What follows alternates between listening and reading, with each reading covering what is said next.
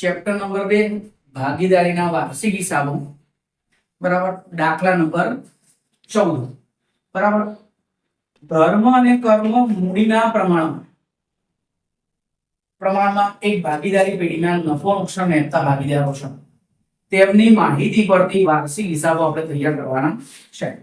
સૌથી પહેલા આપણે હવાલા ટીક કરીશું। માત્ર 4 હવાલા જ આપે છે। આખો સ્ટોક 21,000 નો છે જેમાં સ્ટેશનરી સ્ટોક 2000 સમાયેલા છે। હવે એમાં કશું કરવાની જરૂર નથી, એ ડાયરેક્ટ આપણે નોંધ કરશું। યંત્રો પર ઘસારાનો દર વધારીને 10% કરવાનો છે। તો યંત્રોનો ઘસારો જો ઓફિસના યંત્રો લખ્યા છે એના પર ટીક કરો। એ ઉપરાંત 1000 નું ઉધાર વેચાણ ભૂલથી ખરીદ પરતમાં નોંધાયું છે વેચાણ આપણે ક્યાં લખાઈ ગયું છે ખરીદ પરતમાં, તો વેચાણ ઉપર બી ટીક કરો અને ખરીદ પરત ઉપર બી ટીક કરો। જાહેરાત ખર્ચ 1/4 ભાગ આવતા વર્ષે લઈ જવાનો છે। આ ઉધાર બાકીમાં છેલ્લેથી ત્રીજું આપ્યું છે જાહેરાત ખર્ચ ઉધાર બાજુ, એના ઉપર ટીક કરો બરાબર। કોઈ પણ દાખલાની અંદર શરૂઆતમાં આપણે શું લખશું મૂડી। અહીંયા દાખલામાં ધર્મ અને કર્મની ચાલુ ખાતાની બાકી આપેલી છે માટે આપણે મૂડી ખાતા અલગથી બનાવવા પડે। આ ચાલુ ખાતા છે, આવા ને આવા જ મૂડી ખાતા બને બરાબર। મૂડી ખાતામાં માત્ર ધર્મ અને કર્મની શું લખાય મૂડી, બાકી આગળ લાવ્યા ધર્મની મૂડી કર્મની મૂડી, એના સિવાય કશું લખાય બી નહીં કશું નહીં। વધારાની મૂડી લાવે કાં તો મૂડી લઈ જાય તો અહીંયા ઉધાર બાજુ લખાય, લઈ જાય તો ઉધાર બાજુ લખાય, લાવે તો જમા બાજુ લખાય, પણ મૂડી સિવાય કઈ લખાય નહીં। માટે અત્યારે હાલ પ્રેક્ટિસ પૂરતું આપણે ધર્મ અને કર્મના મૂડી ખાતા અલગ બનાવતા નથી, પરીક્ષામાં લખશું। તો અહીંયા લખીએ આપણે મૂડી ધર્મ અને કર્મની। ધર્મની મૂડી કેટલી છે 1,40,000 અને કર્મની 1,20,000। 1,40,000 1,20,000 2,60,000 2,60,000। પછી આ બાજુ જુઓ એનો ઉપાડ આપેલો છે ધર્મ અને કર્મનો, તો ઉપાડ લખાશે। હવે ઉપાડ લખતા પહેલા આપણે ચાલુ ખાતાની બાકી લખી કાઢીએ। જો કર્મની ચાલુ ખાતાની જમા બાકી 14,000 આપેલી છે અને ધર્મની છેલ્લે ચાલુ ખાતાની ઉધાર બાકી 17,000 આપી છે। તો અહીંયા પહેલા લખીએ બાકી આગળ લાવે કર્મની જમા બાકી છે માટે જમા બાજુ લખીશું આપણે 14,000 કર્મના ખાનામાં, અને ધર્મની ઉધાર બાકી આપી છે માટે બાકી આગળ લાવ્યા ધર્મના ખાનામાં કેટલા 17,000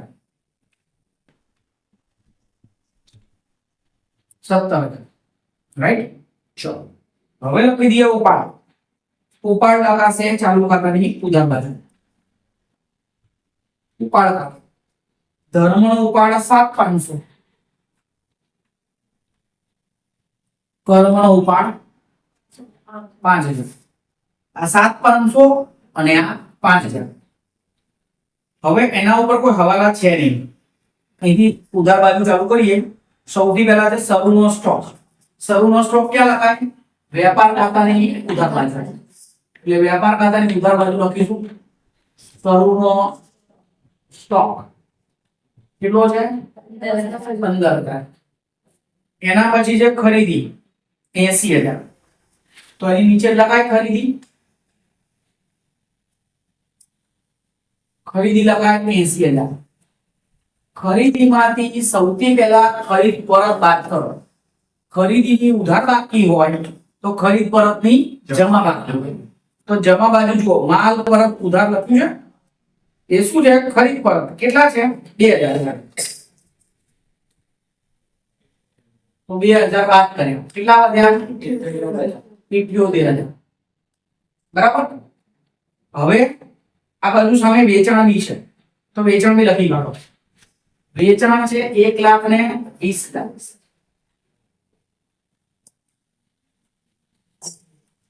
વેચાણ 1,20,000. વેચાણમાંથી બી પહેલા વેચાણ પરત બાદ કરવાનો. વેચાણ પરત, વેચાણ નહીં જમા બાકી માટે વેચાણ પરતની ઉધાર બાકી. તો વેચાણ પરતની ઉધાર બાકી કેટલી છે? 3,000.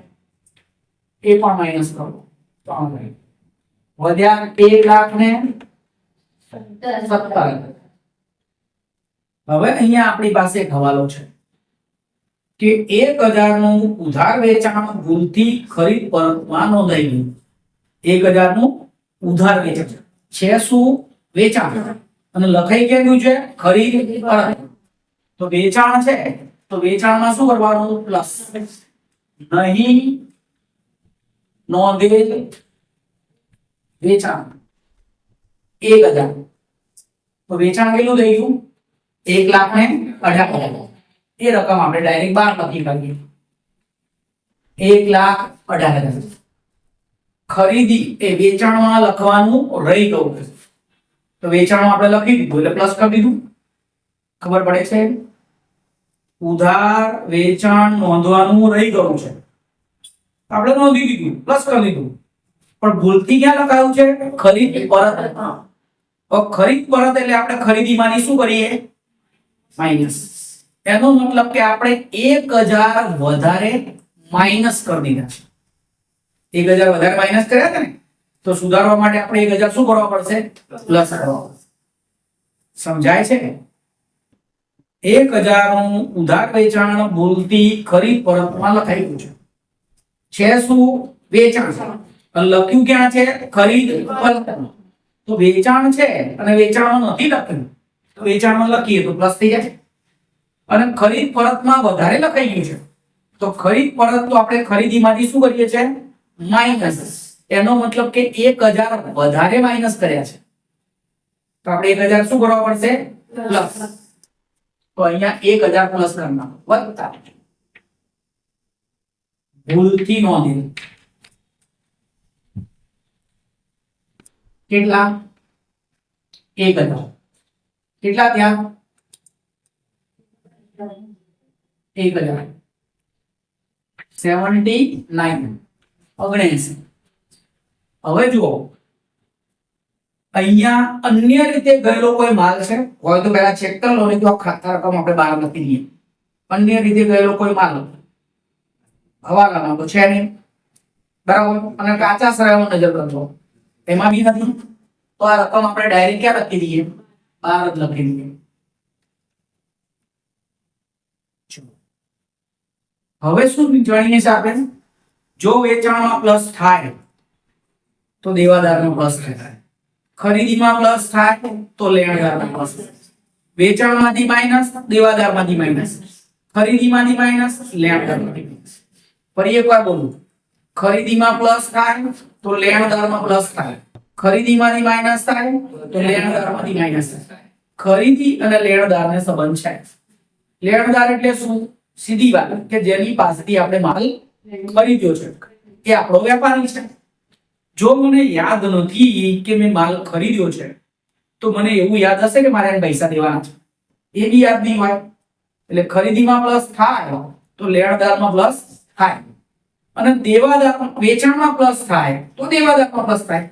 મેં કોઈને ઉધાર માલ વેચ્યો છે, હવે એવું મને યાદ જ નથી, તો મારે એની પાસેથી પૈસા લેવાના છે એવું થોડી યાદ હશે.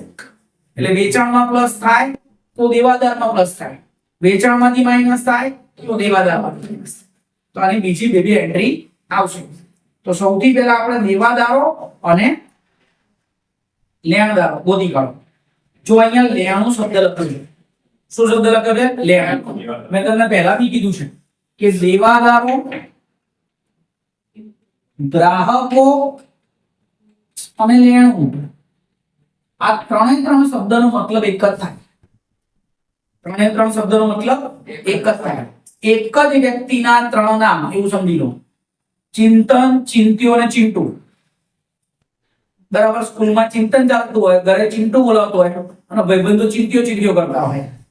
પણ વ્યક્તિ તો એક જ વ્યક્તિના ત્રણ નામ. એ જ પ્રમાણે લેણદારો, વેપારીઓ અને દેવું, આ ત્રણેય વર્ણનો મતલબ બી સરખો. એટલે અહીંયા આપણને દેવાદારની જગ્યાએ લેણું શબ્દનો ઉપયોગ કર્યો છે, પણ લેણું એટલે પણ શું થાય? દેવાદાર જ થાય. તો અહીંયા લખીશું લેણું. કેટલું છે? 27,004. વેચાણમાં પ્લસ થયું તો એ દેવાદારનું પ્લસ, વત્તા નહીં નોંધેલ વેચાણ 1,000, 28,400. હવે દેવાદાર ઉપર કોઈ હવાલો છે નહીં, એટલે રકમ લખીશું ડાયરેક્ટ 28,400. એ જ મુજબ દેવું સામે આપેલું છે 79,000 વત્તા ભૂલથી નોંધેલ ખરીદ પર 1,000. તો અહીંયા કેટલા થઈ જશે? 80,000. કોઈ ડાઉટ, કોઈ તકલીફ હોય તો તરત પૂછી લેજો, બરાબર? ચલો આગળ વધીએ. પગાર.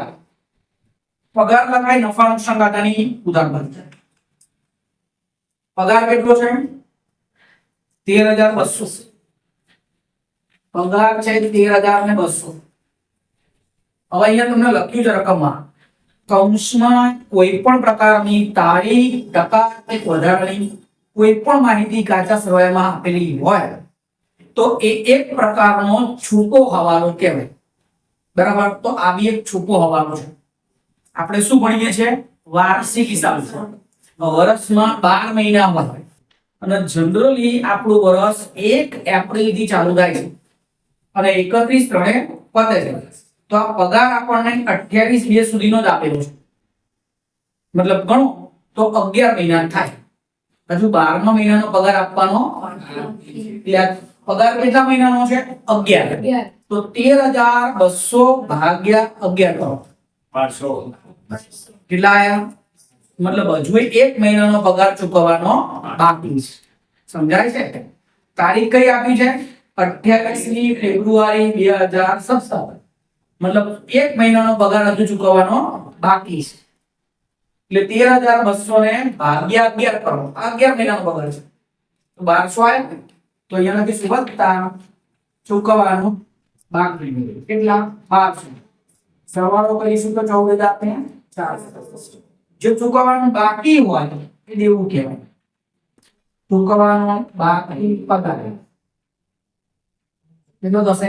1200.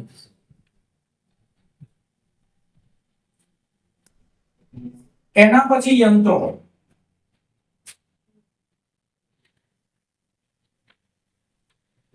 કેટલાના છે યંત્રો? 71,760. જો હવે તમે સમજો જરા વાતને. હવાલો અગત્યનો છે. સમજો કે આ દાખલામાં શીખવા જેવું આ છે, આ એક મુદ્દો શીખવા જેવો છે કે જ્યારે બી તમને કોઈ પણ પ્રકારની મિલકત, મકાન હોય, યંત્ર હોય, વાહન હોય, કોઈ બી કે જમીન હોય, કોઈ બી મિલકત આપી અને એની નીચે પાછો ઘસારો બી લખેલો હોય. જો નીચે લખ્યો છે યંત્રનો ઘસારો 6,240. સમજો પહેલી પરિસ્થિતિ, યંત્રો આપ્યા છે અને યંત્રનો ઘસારો બી આપ્યો છે. ક્યાં આપ્યો છે? કાચા સરવૈયામાં. તો યંત્રો લખાય પાકા સરવૈયામાં મિલકત લેણા બાજુ અને ઘસારો લખાય નફા નુકસાન ખાતાની ઉધાર બાજુ. આ સાથે ઉભા, આમાં કોઈ કશું કરવાનું નહીં. કાચા સરવૈયામાં બંને વસ્તુ આપી છે એનો મતલબ એવો થાય કે ઘસારો એમાંથી બાદ કરેલો છે, આપણે ફરીવાર બાદ કરવાનો નથી. સમજાયું? આ પહેલી પરિસ્થિતિ થઈ. શું થઈ પહેલી પરિસ્થિતિ? યંત્રો પણ આપ્યા હોય અને ઘસારો પણ આપ્યો હોય. ક્યાં? કાચા સરવૈયામાં. યંત્રો આ બાજુ લખવાના, મિલકત લેણા બાજુ, ઘસારો નફા નુકસાન ખાતાની ઉધાર બાજુ. વાત પતી ગઈ. બીજી પરિસ્થિતિ, પરિસ્થિતિ નંબર 2 કે તમને યંત્રો આપ્યા હોય કાચા સરવૈયામાં અને ઘસારો ગણવાનો કીધો હોય હવાલામાં, જે અત્યાર સુધી આપણે ગણતા હે 11માં બી ગણ્યું, અત્યારે બી ગણ્યું. યંત્રો આપ્યા હોય અને ઘસારો ક્યાં ગણવાનો કીધો હોય? હવાલામાં. તો યંત્રો લખવાના, એમાંથી ઘસારો બાદ કરવાનો અને બીજી અસર આપવાની નફા નુકસાન ખાતાની ઉદાહરણ ક્યારે જ્યારે યંત્રો પર ઘસારો હવાલામાં ગણવાનો કીધો હોય ત્યારે. હવે અહીંયા આપણને ત્રીજી પરિસ્થિતિ આવી છે કે યંત્રો બી આપ્યા છે, ઘસારો બી આપ્યો છે અને પાછો હવાલામાં ગણવાનો એ કીધો છે. બરાબર. તો જ્યારે આવું થાય ત્યારે એક વસ્તુ સાદી આપણે સમજીએ છે કે યંત્રોમાંથી ઘસારો કાચા શ્રવ્યમાં શું કર્યો છે? બાદ કરેલો છે. બરાબર. તો પહેલા એક કામ કરો, જે બાદ કરો તો પાછો ઉમેર દો એટલે પાછી મૂળ સ્થિતિ આવી જાય. એટલે અહીંયા લખીશું વત્તા જૂનો ઘસારો. આના શું કહીશું? જૂનો ઘસારો કેટલો છે? 6240. એક પ્લસ કરી નાખો. કેટલા આવે? 78,000. સમજાય છે?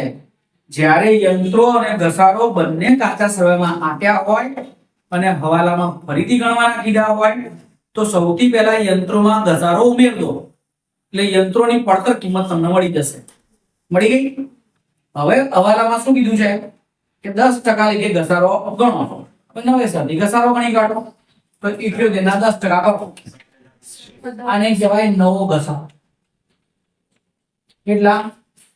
7,800 કરો માઈનસ 70,000 ને 200. અને આ ઘસારો લખાય નફા નુકસાન ખાતાની ઉદાહરણ. યંત્રોનો નવો ઘસારો 7,800. સમજાય મારી વાત? જ્યારે યંત્રો પણ આપ્યા હોય, ઘસારો પણ આપ્યો હોય, ક્યાં? કાચા શ્રવ્યમાં, અને હવાલામાં ફરીવાર ગણવાનો કીધો હોય તો સૌથી પહેલા એ ઘસારો યંત્રોમાં શું કરી દેવાનો? પ્લસ. તો શું મળી જાય? યંત્રની પડતર કિંમત. પછી એના પર નવેસરથી ઘસારો ગણવાનો. સમજાયું કે સાહેબ આવું કેમ કર્યું હશે આ લોકોએ? આ જે 6240 છે ને એ કદાચ 8% કે 8.5% લીધે ઘસારો ગણ્યો હશે. પછી એમને વિચાર આવ્યો હશે કે 8.5% નહીં ગણવો. કેટલો ગણવો છે? 10%. બરાબર. પછી એવું બધું લોચાવાળું ગણતરી કરવા જઈએ એના કરતા બેટર કે પાછું ઉમેર દો એટલે પડતર કિંમત આવી ગઈ. હવે સદી ઘસારો ગણી કાઢો. એકદમ ઈઝી. ચલો આગળ વધીએ. મકાન. મકાન છે 80,000. તો મકાન ઉપર કોઈ ઘસારો ગણવાનો નથી. મકાન 80,000. એના પછી મજૂરી. મજૂરી લખાશે વેપાર ખાતાની ઉધાર બાજુ. કેટલી છે? 1600. પછી વીમા પ્રીમિયમ એ લખાશે નફા નુકસાન ખાતાની ઉધાર બાજુ. વીમા પ્રીમિયમ કેટલું? 1800. એના પર બી કોઈ હવાલો છે? આપેલ વટા એ પણ ક્યાં લખાશે? નફા નુકસાન ખાતાની ઉધાર બાજુ. કેટલું છે આપણો વટા? 3200.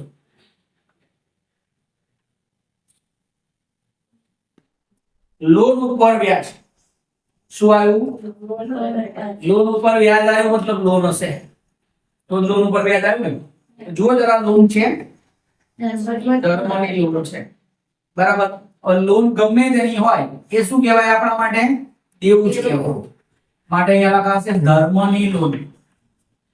કેટલાની છે? 30,000 ની ધર્મની લોન. ધર્મ કોણ છે? ભાગીદાર. જ્યારે ભાગીદારે પેઢીને લોન આપી હોય તો પેઢીના માથે દેવું કહેવાય અને અંદર ટકાવારી ના કીધી હોય તો બી 6% લેખે લોન ઉપર વ્યાજ ગણવાનું. ફરીવાર કહું, જ્યારે ભાગીદારે પેઢીને લોન આપી હોય અને લોનની કોઈ ટકાવારી ના કીધી હોય તો પણ ભાગીદારને 6% લેખે લોન ઉપર વ્યાજ મળે. તો 30,000 ના કરવાના 6%. કેટલા? 1800. હવે જો તમે લોન ઉપર વ્યાજ આપેલું છે 1200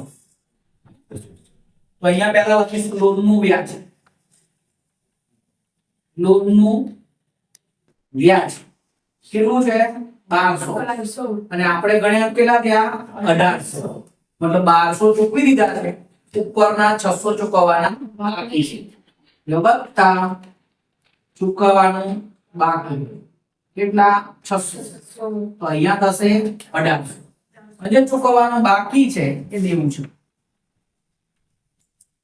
બાકી વ્યાજ 600, એટલે અહીંયા લખાશે 30,000 ને 600. સમજાયું કે ના સમજાયું? સમજાયું.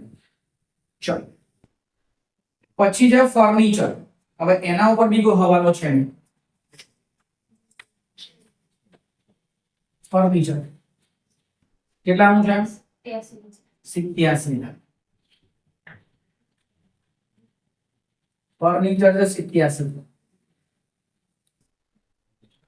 પછી જે સ્ટેશનરી ખર્ચ એ પણ આવશે નફા નુકસાનની ઉદાહરણ. સ્ટેશનરી ખર્ચ 7,000.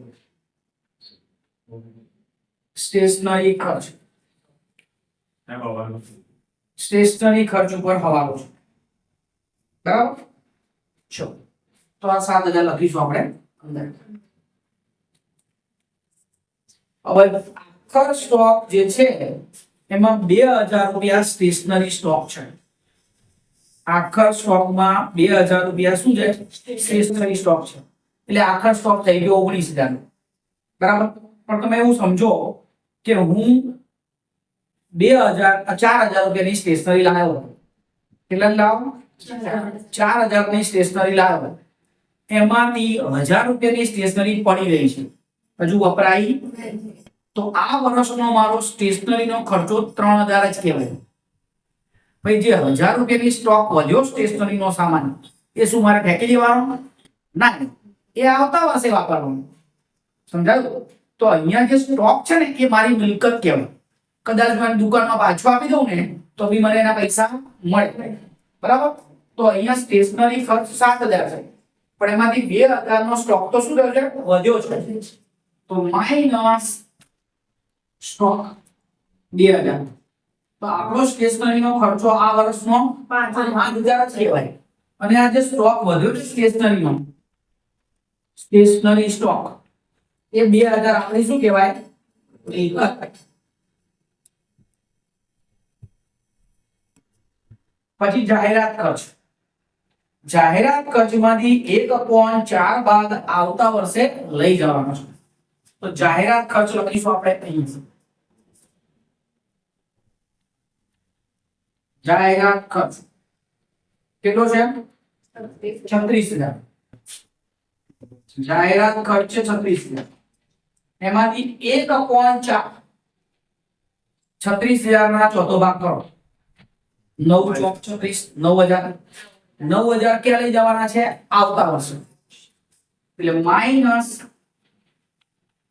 આવતા વર્ષે લઈ જતા 9,000.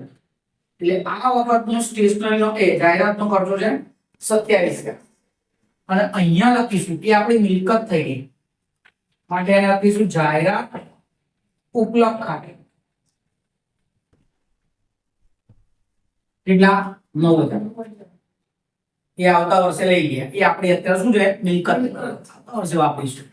જેમ સ્ટેશનરી સ્ટોક પડ્યો છે એમ જાહેરાતનો બી સ્ટોક પડ્યો છે, અથવા જે બી છે, બરાબર? જાહેરાતના પૈસા ચૂકવેલા છે, જો એનો લાભ લેવાનો બાકી છે, એવું સમજો.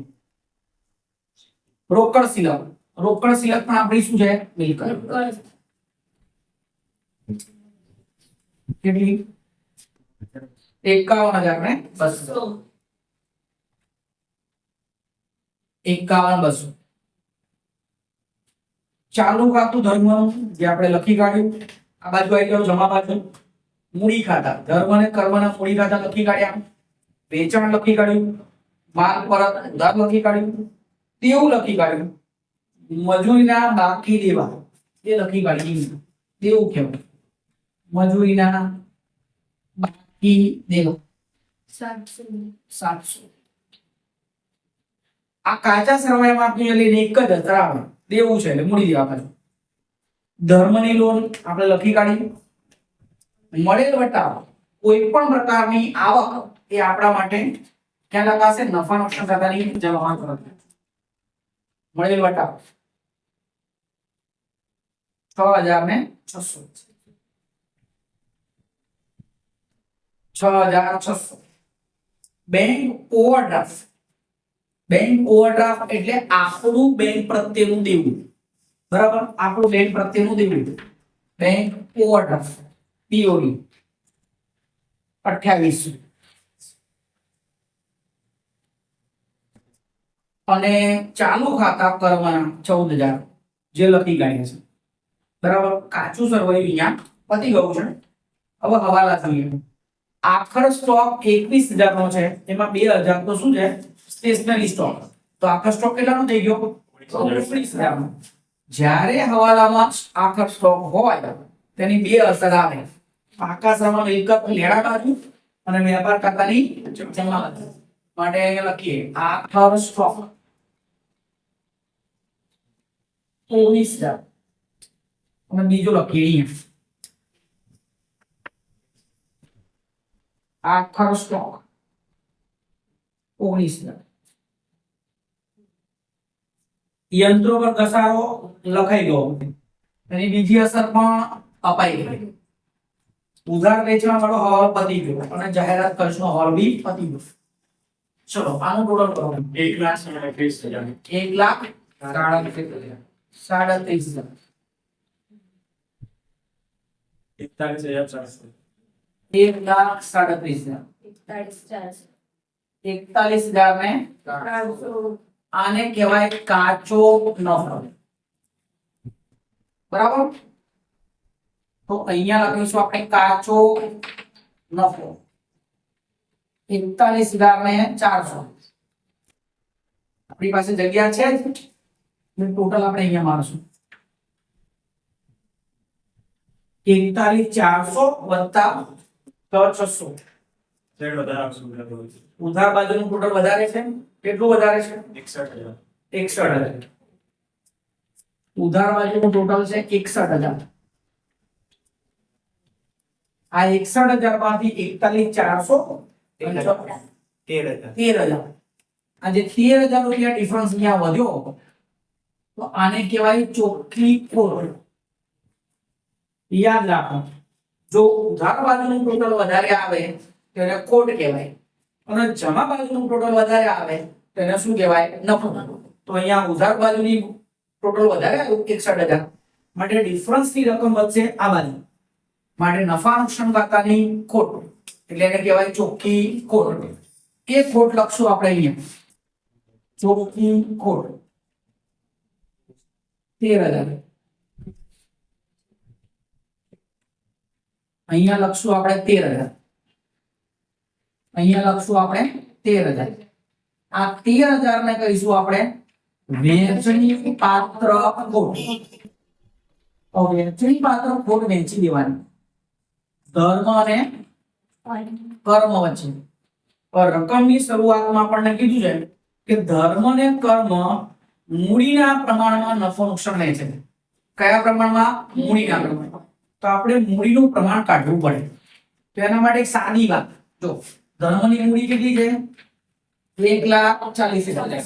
આમાં કેલ્સીનો ઉપયોગ બને તો ઓછો કરવાનો, જાતે કરવાનો પ્રયત્ન કરવાનો, કારણ કે આપણે અંશ અને છેદ વધારવાના છે.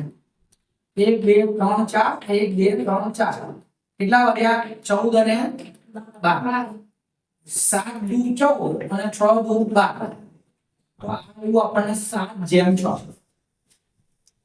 ફરી વાત કહું, ધર્મની મૂડી 1,40,000, કર્મની મૂડી 1,20,000. 4 મીંડા ઉપરથી 4 મીંડા નીચેથી કાઢી નાખો. વધ્યા 14 અને 20. 7 દુ 14 ને 6 દુ 12. ઉપર 7 ને નીચે 6. એટલે આનું પ્રમાણ કહેવાય 7/6. એટલે મૂડી 7/6 ના પ્રમાણમાં વહેંચે છે. એટલે આપણે નફો બી 7/6 ના પ્રમાણમાં વહેંચી દેવાનો.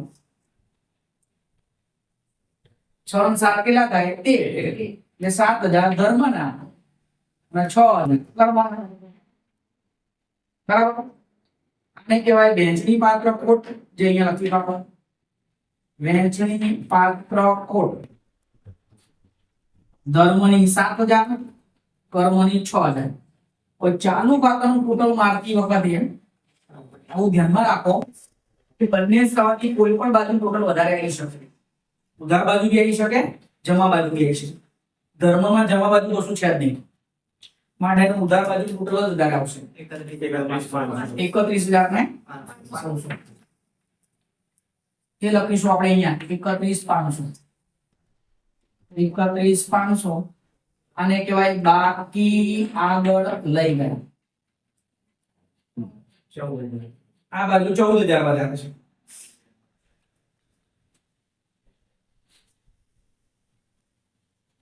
$14,000 માંથી 11,000 જાય 3 આને કહેવાય બાકી આગળ લઈ ગયા ધર્મની કઈ બાકી આવી ઉધાર બાકી અને કર્મની કઈ બાકી આવી જમા બાકી જે સાઈડ નું ટોટલ વધારે હોય એ બાકી કહેવાય ધર્મનું આ સાઈડ નું ટોટલ વધારે છે ડિફરન્સ લખા અહીંયા પણ કહેવાય શું ઉધાર બાકી અને કર્મનું આ સાઈડ નું ટોટલ વધારે છે જમા બાજુનું ટોટલ વધારે છે માટે એને કહેવાય જમા બાજુ તો અહીંયા લખીશું જમા બાજુ ચાલુ ખાતું કોનું કર્મનું કેટલા 3 અને આ બાજુ લખીશું ચાલુ ખાતું ધર્મનું એમાં લખીશું 31,000 ને 500 હવે બંને બાજુનું ટોટલ કરો થોડી જવા બાજુ 3 લાખ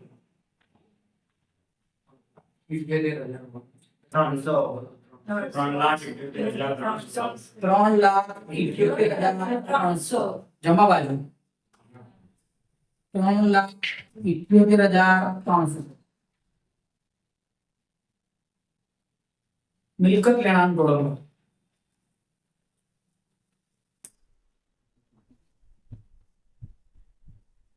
સહી દાદ 3,78,300 મિલકત લેણાનું ટોટલ બી આવ્યું 3,78,300 બરાબર બંને બાજુ ટોટલ સરખું આવ્યું મતલબ દાખલો અહીંયા શું થઈ ગયો પૂરો કોઈ ડાઉટ છે નહીં